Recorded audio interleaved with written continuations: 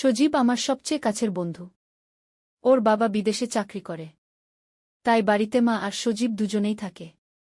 একদিন সজীব খুব সিরিয়াস মুখে বলল, তোর সঙ্গে জরুরি কথা আছে।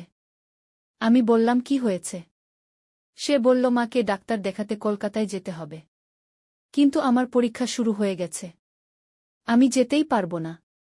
তুই আমার সবচেয়ে কাছের বন্ধু, তুই কি মাকে নিয়ে যেতে পারবি? 3-4 দিন থাকতে হবে হোটেলে। আমি একটু চুপ করে থাকলাম, কারণ আমারও টেস্ট পরীক্ষা ছিল। তবে ভাবলাম, সজীব আমার এত কাছের বন্ধু, আমি না করলে কে করবে? আমি বললাম, ঠিক আছে, আমি যাব। সজীব একদম খুশি হয়ে গেল। বলল, তুই থাকলে আমার টেনশন থাকবে না, মা একা গেলে আমি খুব চিন্তায় থাকতাম। সেদিন বিকেলেই সজীবের মা এলো আমার সঙ্গে কথা বলতে। তিনি বললেন, তোমার উপর অনেকটা ভরসা করে, সজীব আমাকে পাঠাচ্ছে, তুমি যেন কষ্ট না পাও। তার চোখে এক ধরনের কৃতজ্ঞতা ছিল। আমি বললাম, আপনি নিশ্চিন্ত থাকুন, আমি সব দেখব। পরের দিন সকালে আমরা রওনা দিলাম। ট্রেনে উঠেই তিনি বললেন, তুমি এত ঝামেলা নিয়ে যাচ্ছ আমার জন্য, আমি জীবনে এই উপকার ভুলব না। আমি হেসে বললাম, এটা কোনো উপকার নয়, আমি সজীবের বন্ধু, আমার কর্তব্য। ট্রেন চলছিল, জানলার বাইরে হাওয়া বইছে। আমি লক্ষ্য করলাম, তিনি চুপচাপ বাইরে তাকিয়ে আছেন, যেন অনেক কিছু ভাবছেন। তারপর হঠাৎ বললেন, ডাক্তার দেখানো ছাড়াও আমার আরও কিছু কথা আছে তোমার সঙ্গে। আমি একটু অবাক হয়ে তার দিকে তাকালাম। তিনি হেসে বললেন, এখন বলছি না, কলকাতায় পৌঁছে একদিন সময় পেলে বলবো, তুমি হয়তো অবাক হবে। আমি মনে মনে ভাবলাম, তিনি আসলে কি বলতে চান?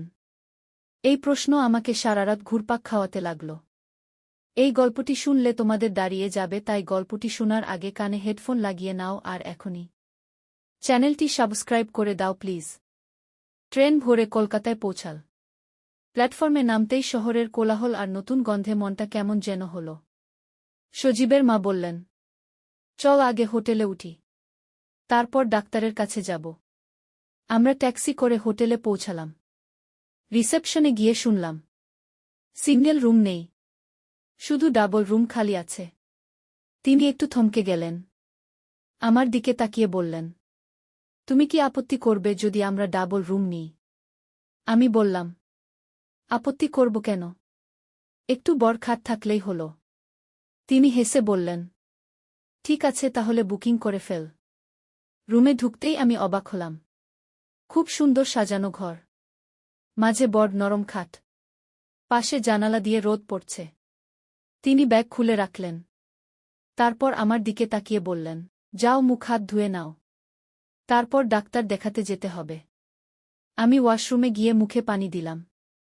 আয়নায় নিজের দিকে তাকিয়ে ভাবলাম, কি অদ্ভুত অনুভূতি হচ্ছে, এমনভাবে আগে কখনো কারো সঙ্গে বাইরে থাকা হয়নি।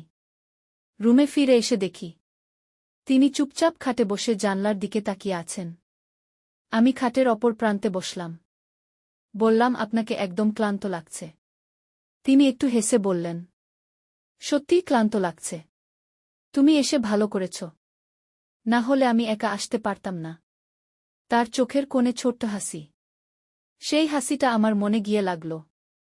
আমি বুঝতে পারছিলাম, তার মধ্যে এক ধরনের সৌন্দর্য আছে, যা আমি আগে লক্ষ্য করিনি। ডাক্তার দেখিয়ে ফিরে আসার পর আমরা আবার হোটেলে এলাম। তিনি বললেন, আজ অনেক ঘোরাঘুরি হয়েছে, চল একসাথে চা খাই। চা খেতে খেতে তিনি আমার কলেজের গল্প শুনছিলেন। আমি তার দিকে তাকিয়ে দেখলাম, তার চোখে অদ্ভুত এক মায়া, মনে হচ্ছিল এই মুহূর্তটা যেন শেষ না হয়। রাত নামতেই হোটেল রুমে ফিরলাম। তিনি বললেন, আমি তাড়াতাড়ি ঘুমিয়ে পড়ব, কারণ কাল আবার ডাক্তারের রিপোর্ট নিতে যেতে হবে। আমি বললাম, ঠিক আছে। খাটে দুজনের জন্য যথেষ্ট জায়গা ছিল। তিনি একপাশে শুয়ে পড়লেন, আমি অন্য পাশে শুয়ে ভাবতে লাগলাম। মনে হচ্ছিল আমি কোনো স্বপ্নে আছি। একই খাটে আমি আর সজীবের মা। ঘুম আসছিল না। জানলার বাইরে আলো পড়ে তার মুখে ছায়া তৈরি করছিল। আমি সেই মুখের দিকে তাকিয়ে রইলাম। মনে মনে ভাবলাম, আমি কি ধীরে ধীরে তার প্রতি আকৃষ্ট হয়ে যাচ্ছি? সন্ধ্যা হয়ে গেছে। আমরা ডাক্তার দেখিয়ে ফিরে এলাম। তিনি বললেন আমি একটু ফ্রেশ হয়ে আসি। তারপর বাথরুমে ঢুকে গেলেন। আমি খাটে বসে মোবাইল দেখছিলাম। বাথরুম থেকে শাওয়ারের শব্দ আসছিল। মনটা অদ্ভুত রকমের কাঁপছিল। কিছুক্ষণ পর দরজা খুলে তিনি বেরিয়ে এলেন। হালকা রঙের নাইটি পরে, চুল ভেজা ভেজা, জলবিন্দু গড়িয়ে পড়ছে মুখে। আমি একদম চুপ করে গেলাম। এত সুন্দর লাগছিল যেন চোখ ফেরাতে পারছিলাম না। তিনি হেসে বললেন, এভাবে তাকিয়ে আছ কেন? যাও, তুমিও ফ্রেশ হয়ে এসো। আমি কিছু বললাম না। ওয়াশরুমে গিয়ে মুখে পানি দিয়ে ফিরে এলাম। খাটে এসে দেখি তিনি জানলার পাশে দাঁড়িয়ে চুল শুকাচ্ছেন। রোদে ঝিলমিল করছে তার মুখ। আমি মনে মনে ভাবলাম, সজীবের মা কতটা সুন্দর, কতটা নম্র। রাত নামল। আমরা দুজনেই খাটে শুয়ে পড়লাম। আমি একপাশে মুখ ফিরিয়ে শুয়ে আছি। অদ্ভুত লজ্জা লাগছে। তিনি আমার দিকে তাকিয়ে বললেন, তোমার লজ্জা কিসের? আমি তো তোমার মায়ের মতো। তুমি একদম স্বাভাবিক থেকো। আমি কিছু বললাম না। কিন্তু তার কণ্ঠে এমন মায়া ছিল যে মনে হচ্ছিল আমি সত্যিই আপন কারো কাছে শুয়ে আছি। হালকা আলো, আমি তার মুখের দিকে তাকালাম। তিনি ধীরে ধীরে চোখ বন্ধ করলেন। রাতের নীরবতায় আমি অনুভব করলাম তার পাশে থাকার অদ্ভুত এক শান্তি। হঠাৎ ঘুমের মধ্যে আমি টের পেলাম তিনি আমার হাতটা হালকা করে ধরেছেন। মনে হলো তিনি বুঝিয়ে দিতে চাইছেন, তুমি একা নও, তুমি নিরাপদ। আমি কিছু বলিনি, শুধু চুপচাপ চোখ বন্ধ করে রইলাম। মনে হচ্ছিল আমি সত্যিই কারো খুব কাছের হয়ে গেছি।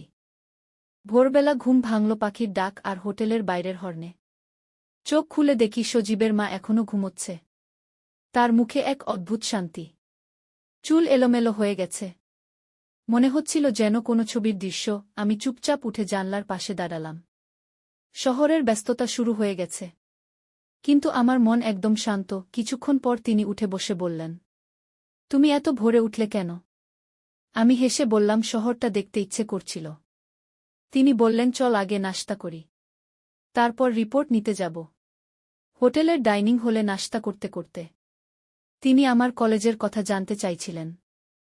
আমি সব খুলে বললাম। তিনি মন দিয়ে শুনছিলেন। তার চোখে এক ধরনের মায়া আর স্নেহ। মনে হচ্ছিল যেন আমি সত্যিই আমার মায়ের সঙ্গে বসে আছি। তবুও মনটা কেমন যেন ধকধক করছিল। রিপোর্ট নিয়ে ডাক্তার দেখিয়ে যখন আমরা ফিরলাম, তিনি বললেন, ডাক্তার যা বলেছে তাতে চিন্তার কিছু নেই। এখন আর কোনো ঝামেলা নেই। আমি দেখলাম তিনি এখন অনেক হালকা মনে কথা বলছেন। রুমে ফিরে হালকা গান চালালেন, বসে চুল আঁচড়াতে লাগলেন। আমি খাটে বসে শুধু তাকিয়ে রইলাম। তার প্রতিটি ভঙ্গি, প্রতিটি হাসি, মনে হচ্ছিল আমার হৃদয় কাঁপছে। তিনি হঠাৎ আমার দিকে তাকিয়ে বললেন, তুমি এত চুপচাপ কেন? আমি বললাম, কিছু না, শুধু ভাবছিলাম। তিনি হেসে বললেন, এত ভেবে লাভ নেই, এখন একটু ঘুমিয়ে নাও, তারপর বিকেলে ঘুরতে যাব। আমি চুপচাপ খাটে শুয়ে পড়লাম। তিনি একপাশে শুয়ে পড়লেন। হালকা পর্দা নাড়িয়ে বাতাস ঢুকছিল। খুব শান্ত পরিবেশ। হঠাৎ আমি টের পেলাম তিনি আমার কাঁধে হাত রাখলেন। বললেন, তুমি তো একেবারে ক্লান্ত হয়ে গেছ, একটু আরাম করে ঘুমাও। আমি চোখ বন্ধ করলাম, কিন্তু ঘুম এলো না। বরং তার উপস্থিতি আমার মনকে অদ্ভুতভাবে আলোড়িত করছিল। মনে হচ্ছিল আমি এমন এক অনুভূতির মধ্যে ঢুকে পড়েছি যেখান থেকে আর বের হতে চাই না। বিকেলের রোদ তখন নরম হয়ে গেছে। আমরা দুজনেই হোটেল থেকে বের হলাম। সজীবের মা বললেন, এতদিন ডাক্তার দেখানো আর রিপোর্ট নিয়ে টেনশনে ছিলাম, আজ একটু মনটা হালকা। তুমি যদি রাজি থাক আমরা একটু ঘুরে বেড়াই। আমি বললাম, অবশ্যই যাব, কারণ আমারও শহরটা দেখার ইচ্ছে ছিল। আর মনটা অদ্ভুত ভালো লাগায় ভরে গিয়েছিল। তার সঙ্গেই যেন অন্যরকম এক শান্তি। ট্যাক্সি করে আমরা শহরের এক ব্যস্ত এলাকায় এলাম। রাস্তার দুপাশে আলো জ্বলতে শুরু করেছে। দোকানপাটে ভিড়, লোকজনের কোলাহল। কিন্তু মনে হচ্ছিল আমরা যেন এই ভিড়ের মাঝেও একদম একা। তিনি হেসে বললেন, তুমি এত চুপচাপ কেন? এমন সুযোগে তো তুমি অনেক কিছু বলবে ভেবেছিলাম। আমি একটু হেসে বললাম, শহরের সৌন্দর্য দেখছি, আর আপনার কথা শুনতে ভালো লাগছে। তিনি বললেন, চল একটা ছোট্ট ক্যাফেতে বসি। আমি রাজি হলাম। ক্যাফেটি ছিল খুব সুন্দর। জানলার পাশে টেবিলে আমরা বসে পড়লাম। তিনি কফি অর্ডার করলেন, আমার জন্য চা। চা আসতেই তিনি বললেন, আজ এতদিন পর মনে হচ্ছে আমি একটু নিজের মতো করে নিঃশ্বাস নিচ্ছি। তুমি যদি না থাকতে আমি একা এভাবে আসতেই পারতাম না। আমি অবাক হয়ে তার দিকে তাকালাম। তার চোখে এক ধরনের কৃতজ্ঞতা ঝিলিক মারল। তিনি হেসে বললেন, তুমি ভাবছ আমি কেন এত কথা বলছি? কারণ আমি অনেকদিন ধরে কারো সঙ্গে এমন খোলাখুলি কথা বলিনি। তারপর তিনি সজীবের ছোটবেলার গল্প বলতে শুরু করলেন। কেমন দুষ্টুমি করতেন, কেমন পড়াশোনায় অলসতা করতেন। সব শুনে আমার মনে হচ্ছিল আমি যেন তাদের পরিবারেরই একজন। ক্যাফে থেকে বেরিয়ে আমরা নদীর ধারে হাঁটতে লাগলাম। শহরের আলো পানিতে প্রতিফলিত হয়ে ঝিকিমিকি করছিল। হাওয়া বইছিল ধীরে ধীরে। তার চুল এলোমেলো হয়ে যাচ্ছিল। তিনি হাত দিয়ে ঠিক করছিলেন। আমি চুপচাপ তাকিয়ে রইলাম। তিনি হঠাৎ বললেন, তুমি যদি আমার ছেলে না হয়ে একজন বন্ধু হতে, তাহলে হয়তো আমি আরও অনেক কথা বলতাম। আমি একটু অবাক হয়ে বললাম, আপনি তো আমাকে বলতেই পারেন যা ইচ্ছে। তিনি একটু হেসে বললেন, তুমি এখন বড় হয়েছ।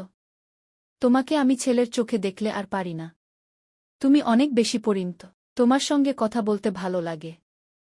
আমার মনে কেমন যেন হলো। এক ধরনের অদ্ভুত টান অনুভব করলাম। হয়তো তিনি আমাকে খুব বিশ্বাস করে বললেন। কিন্তু আমার মনে হচ্ছিল আমি তার খুব কাছের মানুষ। রাত হয়ে গেল। আমরা হোটেলে ফিরলাম। তিনি হেসে বললেন, আজকের দিনটা মনে থাকবে অনেক দিন। তুমি আমার মনটা হালকা করে দিলে। আমি কিছু বললাম না। শুধু মনে মনে ভাবলাম, হয়তো আমি ধীরে ধীরে তার প্রতি দুর্বল হয়ে যাচ্ছি। রুমে ঢুকেই তিনি বললেন, আজ সারাদিন ঘোরা হয়েছে। চল আগে হাত মুখ ধুয়ে নেই। তারপর একটু বিশ্রাম নেব। আমি ওয়াশরুমে গিয়ে মুখ ধুয়ে ফিরে এলাম। তিনি তখন জানলার পাশে দাঁড়িয়ে বাইরে তাকাচ্ছেন। রুমের হালকা আলো, তার মুখে এক ধরনের কোমলতা। আমি খাটে বসলাম। তিনি আমার দিকে তাকিয়ে হেসে বললেন, তুমি কি কিছু ভাবছ? আমি বললাম, কিছু না। শুধু আজকের দিনটা খুব ভালো লেগেছে। তিনি হেসে বললেন, আমারও তাই মনে হচ্ছে। তুমি একদম শান্ত স্বভাবের ছেলে। তুমি পাশে থাকলে মনে হয় সব সহজ হয়ে যায়। আমরা দুজনেই খাটে শুয়ে পড়লাম। আজ কোনো অস্বস্তি লাগছিল না। বরং মনে হচ্ছিল আমি তার খুব কাছের কেউ। আমি চোখ বন্ধ করলাম। কিন্তু ঘুম এলো না। মনে হচ্ছিল আমার হৃদয় জোরে জোরে ধুকপুক করছে। রাতের নীরবতায় আমি হালকা শ্বাস শুনতে পাচ্ছিলাম। হয়তো তিনি ঘুমিয়ে পড়েছেন। হঠাৎ টের পেলাম, তিনি আমার হাতটা আলতো করে ধরলেন। হয়তো ঘুমের মধ্যেই। কিন্তু আমার মনে হচ্ছিল, তিনি যেন বলতে চাইছেন আমি একা নই। আমি নিরাপদ। আমি চুপ করে চোখ বন্ধ করে রইলাম। মনে হচ্ছিল আমি সত্যিই কারো খুব কাছের হয়ে গেছি। সকালে ঘুম ভাঙল হালকা সূর্যরশ্মি আর জানলার বাইরে পাখির কোলাহল শুনে। আমি চোখ খুলেই দেখলাম সজীবের মা হালকা চুল আঁচড়াচ্ছেন। হালকা রোদ পড়ছে তার মুখে। এমন শান্তির অনুভূতি আগে কখনো পাইনি। তিনি হেসে বললেন, ভোরে উঠলে শহরটা দেখতে মজা হয়। আমি বললাম, সত্যিই সুন্দর লাগছে। এভাবে সকাল শুরু করা বেশ ভালো। তারপর আমরা হোটেলের ডাইনিং হলে নাশতা করতে গেলাম। ছোট্ট টেবিলে বসে চা আর ব্রেড খেতে খেতে তিনি আমার কলেজের গল্প জানতে চাইছিলেন। আমি খুলে বললাম সব, সজীবের ছোটবেলার গল্প, পড়াশোনার চাপ, বন্ধুদের সঙ্গে আড্ডা। তিনি মন দিয়ে শুনছিলেন। মাঝে মাঝে হেসে ওঠেন, এমনভাবে যেন পুরো রুম আলোকিত হয়ে উঠছে। আমি লক্ষ্য করলাম তার চোখে এক ধরনের কোমলতা। মনে হচ্ছিল আমি তার অনেক কাছের। তবু এক অদ্ভুত টান অনুভব হচ্ছিল। যেন তাকে একা ছাড়া কিছুই ঠিক হবে না। খাওয়া শেষ করে তিনি বললেন, চল পার্কে যাই। সেখানে নতুন কিছু ফুল এসেছে। শহরের ব্যস্ততা থেকে একটু দূরে। একটা শান্ত জায়গা। পথে হাঁটতে হাঁটতে রোদে তার চুল ঝিকমিক করছে। হালকা বাতাসে উঠছে। তিনি হেসে বললেন, আজকে মনটা অনেক হালকা লাগছে।